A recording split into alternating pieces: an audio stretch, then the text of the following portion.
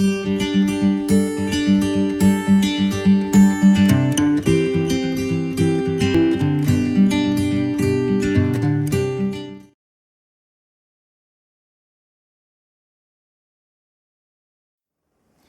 Friends, मैं doctor Kajal Mangukiya, gynaecologist, obstetrician and IVF specialist from Orchid Hospital and IVF centre Surat. नमस्कार, आपका स्वागत है ऑर्किड पेशेंट्स अवेयरनेस सीरीज़ में।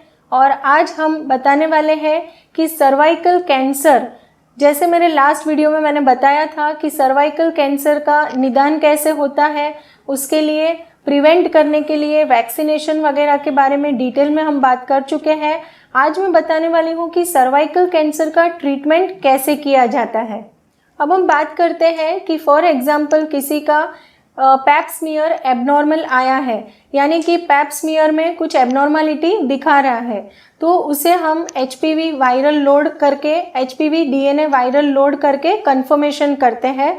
फॉर एग्जांपल कि एचपीवी वायरल लोड ज़्यादा है, उसके बाद उनका जो बायोप्सी लिया जाता है अंडर जनरल एनेस्थेशिया, जो टिश्यू लगता है कि वहाँ पे कैंसर के चांसेस है, तो वह टिश्यू लेके उसका बायोप्सी किया जाता है और बायोप्सी में उसका 100% कन्फर्मेशन होता है कि सर्वाइकल कैंसर है कि नहीं है। Most of the time 70 to 80% of the patient में बायोप्सी में सर्वाइकल कैंसर, यानी कि most common is squamous cell carcinoma, और 7 to 80% ऑफ द पेशेंट्स में स्क्वेमस सेल कार्सिनोमा आता है। वह कन्फर्मेशन के बाद आपका स्टेजिंग करना बहुत ही ज़रूरी है और staging, surgical staging is very much necessary. तो सर्जरी में लेने के पहले यह पेशेंट का एमआरआई और सीटी स्कैन एडवाइस किया जाता है और उसके बाद यह कैंसर कितना फैला है वो पहले कंफर्म किया जाता है। अब मैं बताना चाहती हूँ कि सर्वाइकल कैंसर जो होता है उसके क्या क्या स्टेजेस होते हैं और उसके बारे में डिटेल, जैसे कि स्टेज 0 यानी कि कार्सिनोमा इन सीटू, जिसमें 5 ईयर सर्वाइवल रेट जो होता है पेशेंट का वो नियर अबाउट 100% होता है। फिर आता है स्टेज 1, यानी कि जो कैंसर है वो कन्फाइंड टू द सर्विक्स है, यानी कि जो गर्भाशय का मुख है वहाँ पे ही अभी कैंसर है। इसमें 5 ईयर सर्वाइवल रेट जो होता है पेशेंट का, अगर उसका टाइम पे डायग्नोसिस हो जाता है, यानी कि निदान हो जाता है और टाइम पे उसका ट्रीटमेंट हो जाता है, तो 5 ईयर्स सर्वाइवल रेट जो है वो अप टू 85% होता है।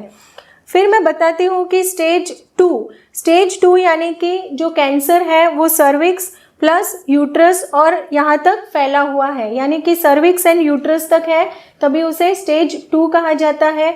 स्टेज 2 के जो पेशेंट हैं इनका भी 5 ईयर सर्वाइवल रेट अच्छा होता है अगर उनका निदान और ट्रीटमेंट टाइम पे किया जाता है। फिर आता है स्टेज 3, यानी कि जो लैटरली उसका जो स्प्रेड होता है धीरे धीरे करके ये लैटरल पेल्विक वॉल वगैरह में फैलता है, और अगर पेशेंट स्टेज 3 में है तो इट इज़ वेरी डिफ़िकल्ट कि पेशेंट को हम सर्जिकल ऑप्शन दें। ऐसे जो पेशेंट रहते हैं उनको कीमोथेरेपी एंड रेडियोथेरेपी का ऑप्शन पहले दिया जाता है। फिर आता है स्टेज 4, यानी कि यह जो कैंसर है वो आगे पेशाब का थैली रहता है और पीछे टॉयलेट का रास्ता रहता है। जब भी यह कैंसर वहाँ सब जगह फैल जाता है तो उसे स्टेज 4 कहा जाता है, और स्टेज 4 के जो पेशेंट्स हैं उनके लिए कीमोथेरेपी और रेडियोथेरेपी फर्स्ट ऑप्शन होता है और पैलिएटिव सर्जिकल ऑप्शंस भी अवेलेबल होते हैं। जनरली जो पेशेंट का स्टेज 0, स्टेज 1 और स्टेज 2 सर्वाइकल कैंसर डायग्नोज होता है वह पेशेंट को हिस्टेरेक्टमी यानी कि यूट्रस निकालने का सर्जरी, जिसमें यूट्रस, सर्विक्स, दोनों बाजू के फैलोपियन ट्यूब्स, दोनों बाजू के ओवरीज और नॉर्मल जो पैरामेट्रियल टिश्यू रहता है वह सब निकाला जाता है। उसके साथ साथ लिम्फ नोड डिसेक्शन भी होता है और यह सर्जरी को वर्दाइम्स हिस्टेरेक्टमी कहा जाता है। दूसरे जो पेशेंट है जो स्टेज 3 और 4 में है उनके लिए बेस्ट ऑप्शन है कीमोथेरेपी प्लस रेडियोथेरेपी, और इफ़ रिक्वायर्ड तो उनको सिम्टोमेटिक ट्रीटमेंट दिया जाता है। फ्रेंड्स, यहाँ पे मैं कहना चाहती हूँ कि अपने भारत देश में सर्वाइकल कैंसर के रिलेटेड इतनी अज्ञानता है कि जो पेशेंट्स हमारे पास आते हैं तब तक पेशेंट ऑलरेडी स्टेज 3 और 4 में होते हैं। तो मेरा यह कहना है कि आप भी अपने हेल्थ के लिए कॉन्शियस हो, आपका रेगुलर हेल्थ चेकअप करवाना ज़रूरी है। After the age of 30 years, 30 साल के बाद आपका एक रेगुलर पैप स्मीयर होना ज़रूरी है, बिकॉज यह एक सिंपल टेस्ट है, इसमें कोई दर्द नहीं होता है। यह जो टेस्ट है उसमें इतना कोई कॉस्टिंग भी नहीं लगता है।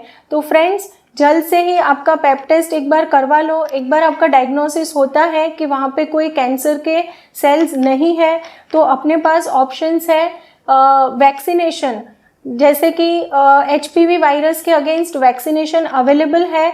तो I think it is better सबने यह वैक्सीनेशन लेके अपने आप को सर्वाइकल कैंसर से प्रिवेंट करना चाहिए। कीमोथेरेपी का मतलब है कि उसके लिए स्पेसिफिक मेडिसिन आते हैं, इंजेक्शन्स आते हैं, और यह जो इंजेक्शन्स रहते हैं या तो दवाइयाँ रहती है, वो जो कैंसरस सेल्स है या तो कैंसर के जो सेल्स है उसका जो ग्रोथ हो रहा है उसको अटका देता है, या तो सादी भाषा में अगर बोलते हैं तो वो कैंसर के जो सेल्स है उसको मार देता है। So that is the role of chemotherapy, और depending upon the type of cancer chemotherapy के रेजिम डिसाइड किए जाते हैं। रेडियोथेरेपी यानी कि इसमें हाई एनर्जी रेज रहते हैं, जैसे गामा रेज है, न्यूट्रॉन्स है, प्रोटॉन्स है, ऐसे जो हाई एनर्जी लेवल रहते हैं उससे जो कैंसर का जो टिश्यू रहता है उसके ऊपर वह रेज डाले जाते हैं, और उसकी वजह से कैंसरस सेल्स जो है उनका ग्रोथ अटक जाता है, और कैंसर का जो साइज़ है, ट्यूमर का जो साइज़ रहता है वो भी कम हो सकता है। अंत में मैं यह मैसेज देना चाहती हूँ कि जनवरी मंथ जो है वह सर्वाइकल कैंसर अवेयरनेस मंथ करके सेलिब्रेट किया जाता है, और जितने भी फ्रेंड्स हैं, जो भी मेरे व्यूअर्स हैं, उन सबको मैं एडवाइस देना चाहती हूँ कि आप अपना regular every year gynaec checkup करवाएं, स्पेशली फॉर पैप टेस्ट या तो पैप स्मीयर टेस्ट। आपका अगर अब तक में नहीं हुआ है तो आप पैप टेस्ट करवा लें। और मेरे जो अगले वीडियोस हैं उसमें मैंने पूरी डिटेल में पैप स्मीयर कैसे परफॉर्म किया जाता है, उसके लिए क्या क्या प्रिकॉशंस आपको रखने हैं, वह सब एडवाइस किया है। और अगर आपका पैप टेस्ट नेगेटिव आता है तो आप ज़रूर से सर्वाइकल कैंसर प्रिवेंशन का वैक्सीनेशन ले सकते हो। तो अगर आपकी डॉटर्स हैं जिनको आपने यह वैक्सीनेशन नहीं दिया है तो आप उनको भी यह वैक्सीनेशन जल्द से जल्द दिलवा दें। अगर आपके कोई भी क्वेरीज है सर्वाइकल कैंसर के रिलेटेड या तो पैप टेस्ट के रिलेटेड और एनी अदर टॉपिक जो फीमेल के हेल्थ रिलेटेड है, तो आप कमेंट बॉक्स में ज़रूर से लिख सकते हैं, और जल्द ही हम कोशिश करेंगे कि आपके यह सब सवालों के जवाब दें। Thank you friends for watching this video.